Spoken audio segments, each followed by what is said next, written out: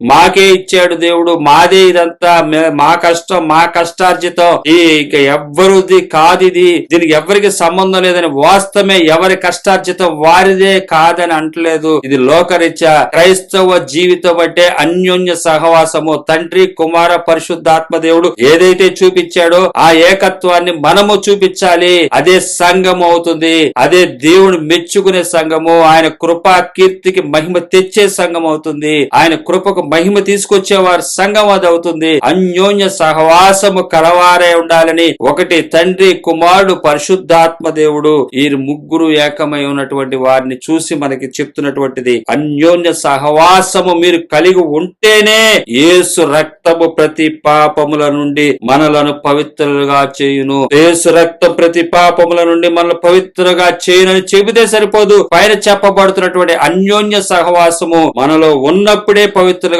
మార్చబడగలుగుతాము. పరిశుద్ధులము కాదు, పరిశుద్ధులంగా మార్పులోకి రావాలి కదా. స్నానం చేయలేదు, మురికి గుంట్లో పడ్డాము. అందరూ మురికి గుంట్లో పడ్డారు. కానీ మురికి గుంట్లో నుంచి తీయబడినటువంటి తర్వాత శుద్ధి చేసుకున్నవాడు వాడు అప్పుడు బురద ఉన్నంత సేపు వాడు పరిశుద్ధుడు కాదు. ఎప్పుడైతే వాడు స్నానం చేయబడ్డాడో పరిశుద్ధుడిగా మార్చబడుతున్నాడు.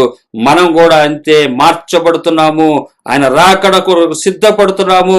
మురికి గుంటలో లేని మనం ఇప్పుడు ఉన్నట్లయితే ఒంటి నిండా బురదతో ఉన్నట్టు వారు అవుతాము.